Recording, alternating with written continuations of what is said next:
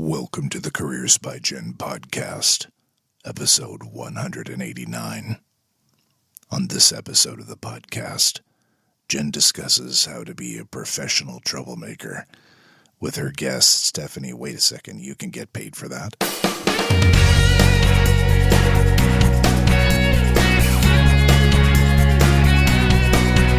You're listening to the Careers by Jen podcast with me, Jen Swanson, the podcast that helps you to get the job, love your work, and advance your career.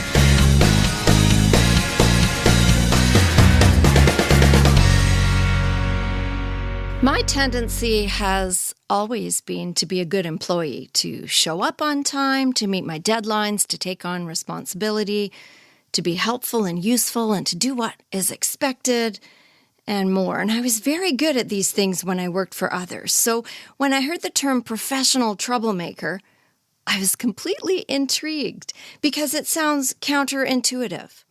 Stefanie Krievins is my guest today, and she is a coach who works primarily with leaders and teams struggling with conflict and stalled growth and who want to innovate and grow again. And I started our conversation by asking her, what the heck is a professional troublemaker? Hear her answer right after this. Are you procrastinating? Do you want to start a job search but aren't quite sure where to begin? Is it all just a little overwhelming? At Careers by Jen, we have a 5-day Jumpstart Your Job Search Challenge to help you get unstuck and move toward finding your dream job. Every day for 5 days, you'll receive an email to your inbox that asks you to complete one task. Every task you complete moves you closer toward your goal. The best part about this challenge is that it's absolutely free. Come over to careersbyjen.com and you'll see the 5-day Jumpstart Your Job Search Challenge on the right-hand side of the screen. Click on the image of Jen, sign up with your email address, and you'll be 5 days closer to reaching your goal. Why wait when you can get busy? Visit careersbyjen.com after this podcast. Today, my guest is Stefanie Krievins, who is a coach and founder of the Problem Solver School. And I'm going to start by asking you right away, Stefanie, what the heck is a professional troublemaker? Can I first start off with saying thank you for having me here today. Love it. So excited. I do want to explain what a professional troublemaker is not before I talk about what it is. Perfect. Because I use the term professional troublemaker intentionally. And what it is not is that devil's advocate in your organization, that pain in the butt that is always questioning everybody. And so a troublemaker is the person who complains, who's a pessimist, who wants to break the rules just to break the rules. They alienate people. They bring up problems without solutions. And on the flip side of that is a professional troublemaker who is driving change and solution in an organization by being mission focused, by being optimistic, working to change rules, attracting possibilities. They walk in the room and you're so excited that they're there. You're so excited that they're going to bring in their perspective, and they bring a lot of passion. So professional troublemaker is what you want to aim for. Yes, ma'am. Yes. Not the other kind. Well, unless you don't want friends at work, but it's up to you.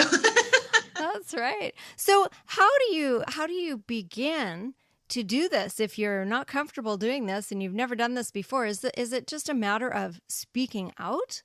Well, I think that's an element to it, and we all have to find our own way of speaking out, given our personality style, our work experience, where we're at in our life and our career. I really believe the first step to becoming a professional troublemaker is self-awareness. So who are you? What is your communication style? I'm a very assertive communicator, and it works for me, and I feel comfortable in that role. Not everybody is. Some other folks, they dance around a topic, but are just as effective as I am. And sometimes they're even more effective because they're not so direct and blunt as I am. But you have to know who you are and what your work is to do.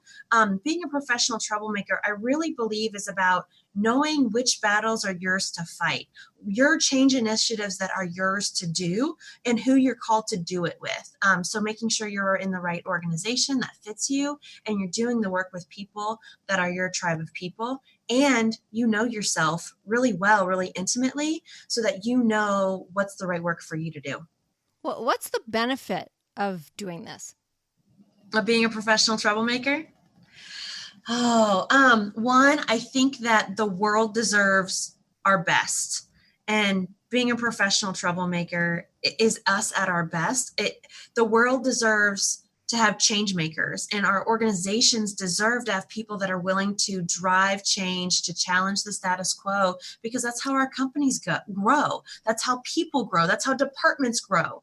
If you have the company that's trying to do the same thing year after year after year, that's just a death spiral, and they're going to go out of business. And so our companies deserve people who are willing to push the boundaries so that they can be here in 100 years. And so does it take a certain personality type to do this? I don't believe so. I think people look at my personality style and think, oh, of course she's a professional troublemaker. She doesn't know how to stop talking. But I don't think that's the case. And for example, my husband has a beautiful political gift of knowing how to involve all the voices in the room and how to push the boundaries of the status quo in his state government job, which most government jobs, and I would assume the same thing is true in Canada and across the globe, are not known for their change initiatives. And my husband is extremely innovative because he has this very gentle evolutionary style in the way that he manages people and pushes them in a way. And I think that's a beautiful gift because he has a level of patience that I will never have. And so it doesn't matter what your gifts are, what your strengths are, they can all be used to challenge the status quo.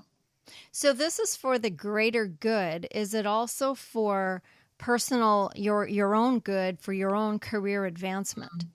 Great question. In the right culture, yes. You know, if you are new to an organization, you can test the waters by bringing up issues, asking questions at meetings, and seeing what the reaction is that you get from your manager or the leadership of the organization. And you'll know right away if you're pushing buttons and they don't like it, it may not be a culture fit for you. If you want to be in a place where you can grow, where you can be challenged. And so you're going to know right away if you start asking these more difficult questions and you're getting pushback, maybe it's not the place for you. That's hard because there might be something that you see that you really want to push up against, and you know that it should be different. Yes. And if you hit a roadblock, if you come up against people who don't want to change the status quo, that would be really frustrating. I think it is. But also what I've learned in my work as an executive coach is that there's always a leverage point. And we have to meet people where they're at. And so if you're running up against resistance, that's your cue to back up a few steps, to find a different leverage point, a different influence point, because you're going to build your reputation as being truthful and honest by approaching these subjects in such a way where you're willing to meet people where they're at. And I think that's a beautiful gift. Do you have any examples of situations where somebody exercise their professional troublemaker status? Yes. I have a woman that I began working with about a year ago through some coaching. She was being groomed to become a director at her organization. So she was just a manager and she was being promoted to a director level.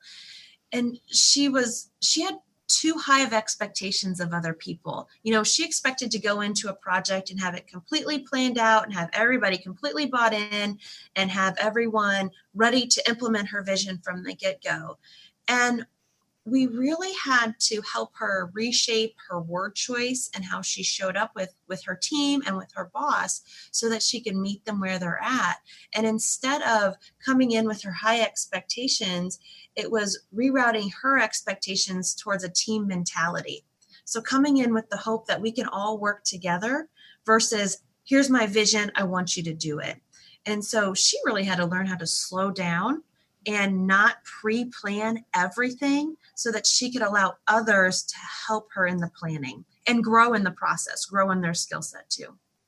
Is it an individual sport or is it a team sport? I think it depends on your place in the world. What I've learned about myself is that I am not a team player. I own my own business.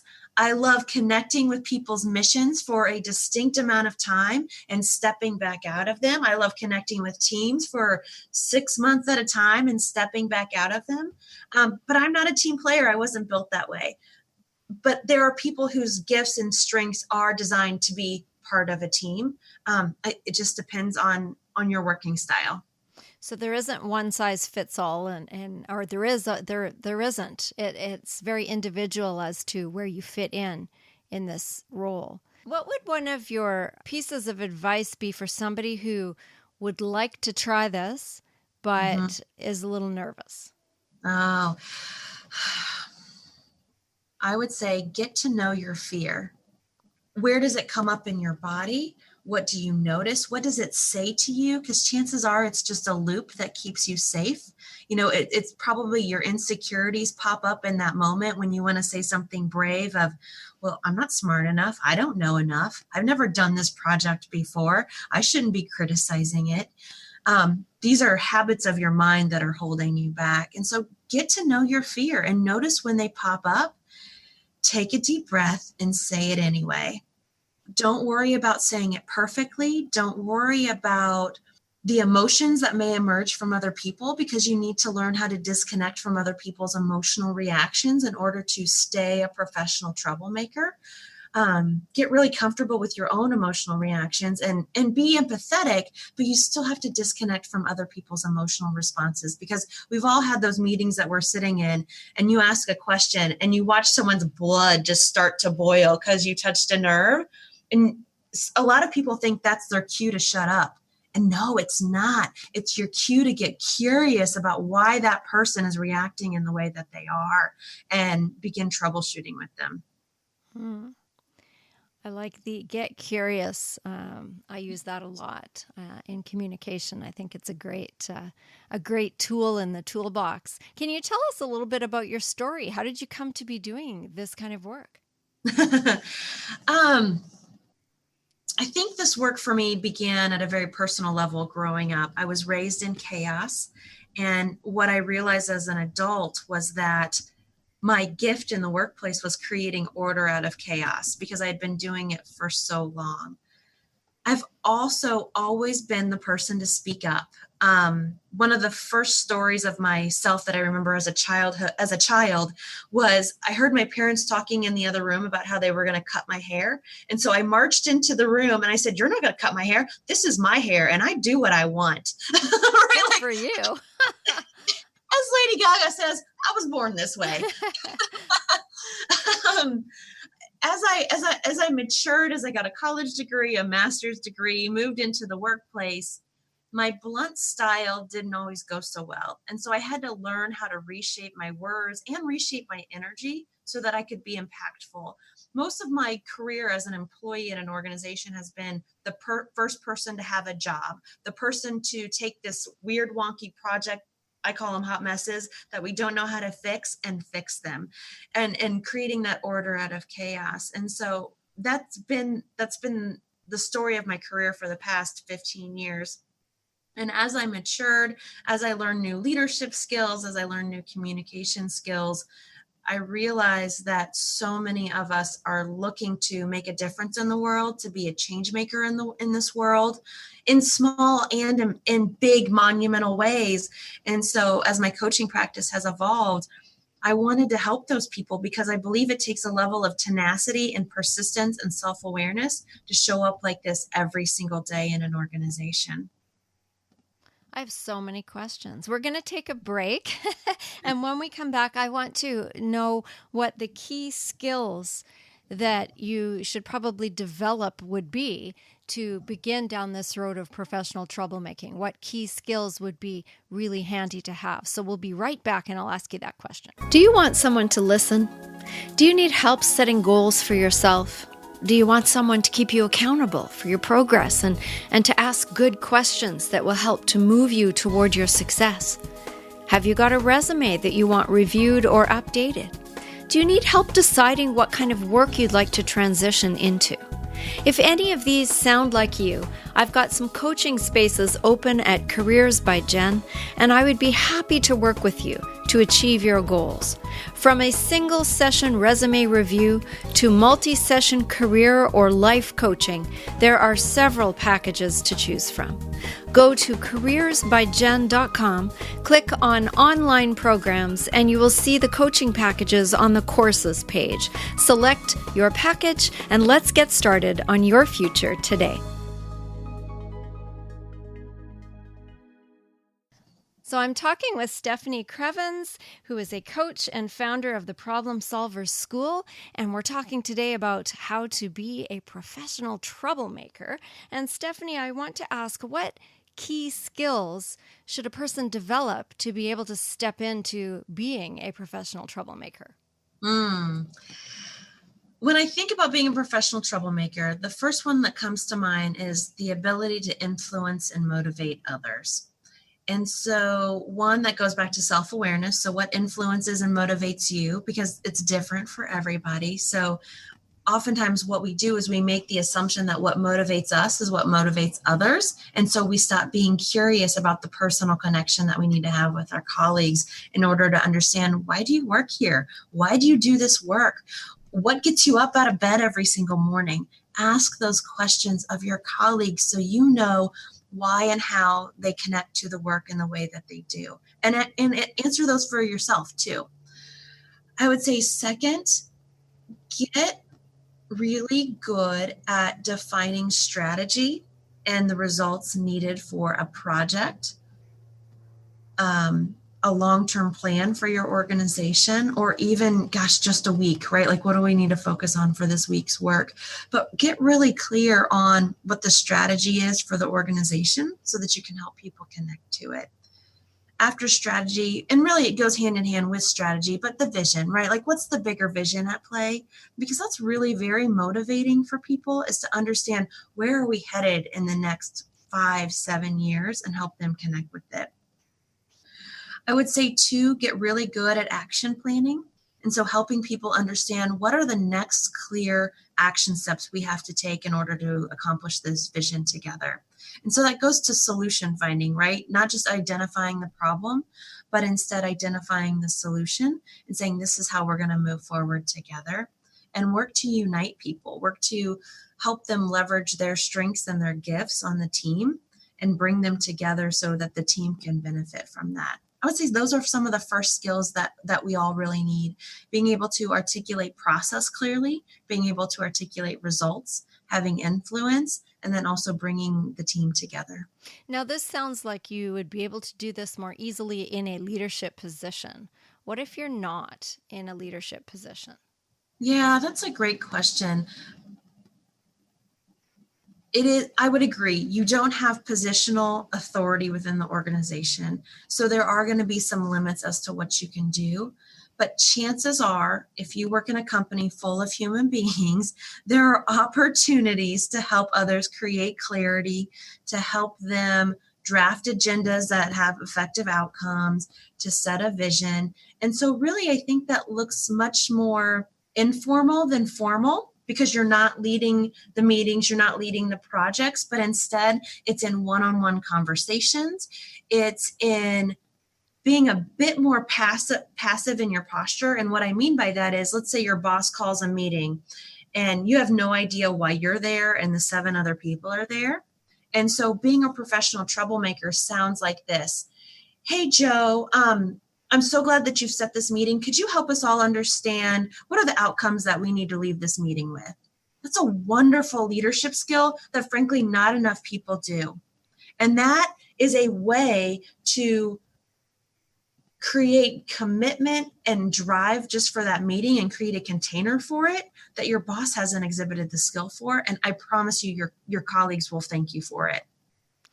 You're reminding me of a situation I was in many years ago. I worked, my first career, I worked in the hospital system as a health unit coordinator. Sometimes it's called a nursing unit clerk, a unit coordinator. There's all different names for it. Think Radar O'Reilly from MASH, right? So the person who runs around coordinating the doctors and the nurses and looking after the patient's paperwork and and making sure everybody gets the right drugs and the right diet and all that stuff. And I remember that we were really frustrated. You work one person on a hospital unit, so you're on your own. You're working with doctors and nurses, but there's only one unit clerk or unit coordinator per hospital unit. And we didn't get to talk to each other very much in the building, and we were doing things somewhat differently depending on what unit you worked on. So we decided to start having meetings once a month to get together as colleagues and to discuss why things were done a certain way. And it turned out we discovered that the emergency department was doing something a certain way that was affecting all of the rest of us when the patients came up to the floors, to the units. Mm-hmm. And yes. So we were trying to have conversation with the emergency department to say, well, could we all do it the same way so that it doesn't matter where you are, it's the same all the way across.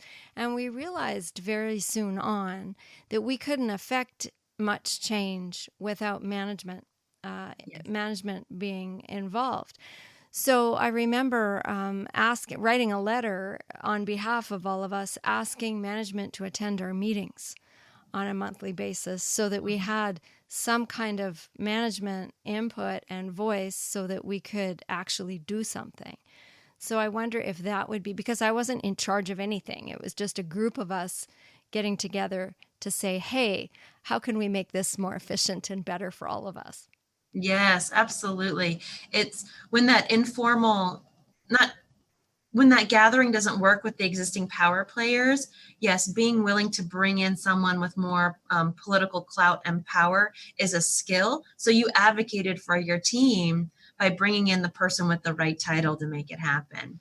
I think sometimes we might think it feels a little dirty, like it's a power play, but sometimes it's exactly what the situation needs. And only you know in the moment which it is. You know if it's a dirty political move, just trying to bring in some power because you can, or if it's you really need the leverage of management for a situation. I don't have a better barometer than in your gut what you're doing.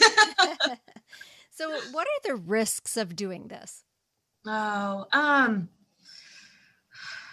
I think as you learn, as you stretch your muscles of being a professional troublemaker, as you try on new communication styles, you're probably going to rub people the wrong way. You're going to say the wrong thing at times, and it's all okay. Just be willing to be uncomfortable in the moment and stretch and work through it and say, I'm sorry when you mess up. There's I'm sorry can just earn you so much street cred and grace moving forward. So don't be afraid to say that. If you are in the wrong culture, you're going to feel the pressure relatively quickly. And so I would encourage you to always make the right move in your career for you and don't stick around too long. There is such a thing, but be willing to do the right thing for you in your career. And that doesn't always mean leaving. Sometimes it means changing departments. Sometimes it means asking for a different role. But if you're in an organization that doesn't value professional troublemakers, you're going to know it pretty quickly, and be ready to make the best move for you. You are going to push emotional buttons as you work through this process with others. You are going to evoke some emotion. And so just be ready to deal with that. Be ready to stay detached from it so that you can, like I said, be curious about what they're going through. There are people. Go ahead. No, go ahead. I was just going to say there are people in every organization I've been in who don't want anything to change. Yes. Or who come along and say, oh, we tried that already 6 years ago and it didn't work. So, what do you think you're trying now? Yes. So cliche. But, you come up against the naysayers. Mm-hmm. And that can be a challenge too, because if they're senior, if they've got some respect, people respect them, then it can be a little bit of forging new territory kind of thing. Absolutely. And in my research, I've found that there's only about 10% of the population that doesn't like change. They will not change jobs until they've really thought about it and considered it and been miserable for 5-7 years. And then at about 10-year mark, they're going to consider changing. And then there's another 5 to 10% of the population that loves change, just change for change sakes, right? Like, I've been at this job for 1.5 years. I think it's time to go just because, or I want to live in a van and travel around the country because I haven't done that in a while. I'm more on that side, so I know that about myself. But really, about 65% of the population does appreciate change. They want change, but they need to understand the why behind it. They need it to be evolutionary, not just like boom, 10 steps forward, but instead it's let's take 1 step and then 2 steps and then 3 steps together. And so those are really your opportunities to get those people on board to your change and create that emotional tipping point to get the rest of the team or the rest of the organization on board with what you're hoping to accomplish. Where does power come into it? Ooh, what kind of power? Well, I'm just thinking, sometimes people, it's addictive, right? A little bit of power, a little bit of affecting change, and people suddenly love it, and suddenly you're the messiah of whatever the project is. And I just wonder about that. What are the dangers there? Yeah.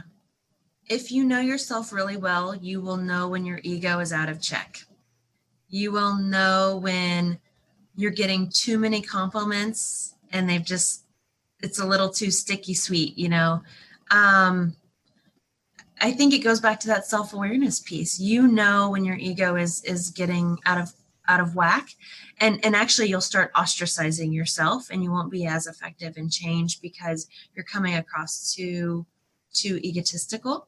And if you find yourself using your title and your position more than your influence, that's ego, that's power. That's not influence and motivation. So influence and motivation are the drivers in this. Yes. And influence creates connection with other people. Ego creates separation from other folks. So when you're not being invited to as many meetings or people aren't asking your opinion anymore, that's your cue that you have stepped out of bounds. How can a person recalibrate when that's happened? My friend Marshall Goldsmith says, ask for atonement, right? Like apologize. I think it's, taking a step back away from the work, taking a step back from yourself and re-envisioning what the work is, reconnecting with your personal and professional and corporate values and see how those overlap. I think it is asking for feedback from those around you who work closely and just saying, I'm sorry. Like, I'm sorry I've taken this too far, or I'm sorry that I've used my position in maybe ways that have broken trust with you, and I want to rebuild trust. So just being straight up, humble, honest, and ready to change yourself. Yes. Yeah. It's that level of vulnerability that will just help you reconnect with people. What lights you up about this? I mean, I can tell you're lit up about this. So what is it? Oh, man. I believe that I'm here to do really important work. And I believe that you're here to do really important change-making work. I believe everyone on this planet is called to a purpose. And that purpose is always in connection with other people. It's always for something that is just so deep and meaningful, that is worthy of our time and our hearts and our passion. I just really value the humanity that's inside of every single one of us. And I've seen from working with my clients, when they try to squelch their own humanity, when they try to squelch their own self-worth and what they're here for, it really leads to some deep sadness and a detachment from their work that oftentimes leads to other problems. And so I know that the more that we're all lit up inside, the more alive our organizations are, the more we're able to connect with other people, and the more good work that happens. Can you light that spark after many years of just being on autopilot? Oh, yes, ma'am. Oh, absolutely. Oftentimes my clients that come to see me that are kind of feeling down or maybe even depressed about their work or just straight up bored or disconnected from their purpose, I have found that some of the first steps are to stop working as much. So oftentimes those folks are working too much in the hopes that if you work more, you'll do something more important. And really the trick is get work back into the right container in your life and go find variety and fun outside of work. Just for a little bit. Those are just some of the first steps. Re-engage in that habit, re-engage in your physical health. No, sorry, not your habit, but like a hobby that you love to do, right? Like if I love to do stamping and making little gift cards for people. And so when I get feeling a little malaise about my life, I start making little cards and doing creative things. And so get out and have fun again and reconnect with your social life and your friends that you love and your family that you love. And you'll start building back spark into your life that you can then carry back into your work. Yeah, because it seems like a lot of people are on autopilot and Yes. are just waiting for that, waiting for it all to end so that you can then go travel and go do all the fun stuff. But honest to goodness, I'm part of the work that I do in the other job that I have is in ministry. And I serve a half-time congregation. And I have done some funerals lately for some young people. Way too young. Yes. And people who, just retired and then next week, the person is no more. So it's kind of, why wait, right? To get that spark back. Yes. I always say life is too short and the days are too long to be miserable. It's just, we deserve so much better. And oftentimes folks put too much power and control into their manager's hands. Well, when my manager decides that I deserve a raise, when my manager or company decide that I'm ready for a promotion, no, you decide because you deserve those things. You ask for them. You advocate for yourself. It's, you're worth it. You are worth it. What do you tell your clients about staying connected all the time and being available on their phones all the time? Stop that.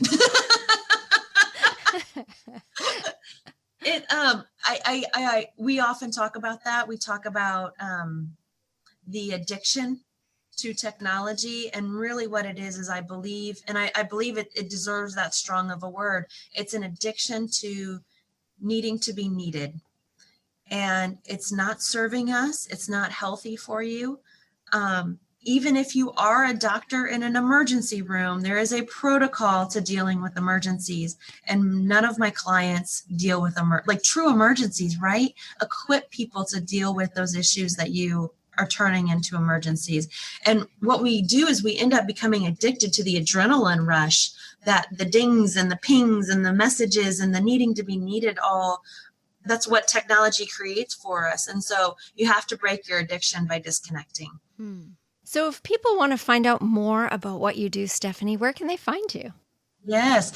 So I am at StefanieKrievins.com, and I'm sure we'll put a link in the show notes or somewhere because my name is funny. Yeah. But yeah, I do a video series where I just give encouragement and tips on continuing to stay in professional troublemaking mode. And, I hope to inspire folks to really have some tenacity in their lives and just keep showing up for the good work and the hard work that has to be done. So they can check it out at StefanieKrievins.com. And if you have one last piece of advice for the listener at Careers by Jen, what would it be? Believe in your own power. Believe that you are capable of causing change, making change, and having something really great happen because you keep showing up every single day. The world deserves you showing up, and we need it. Thank you so much for talking to us today, Stefanie. Oh, my pleasure. Thank you so much for having me, Jen. You've been listening to Careers by Jen with Jen Swanson. If you like what you heard, please share this. If every single person listening today shared this episode with just one friend, our audience would be twice as big just like that. And the more people we can help with our content, the better. So help out a friend and help grow our audience by sharing this show with someone you know who would benefit from the content. If you haven't subscribed yet, please do that, and together we can make a difference. Until next time, take good care.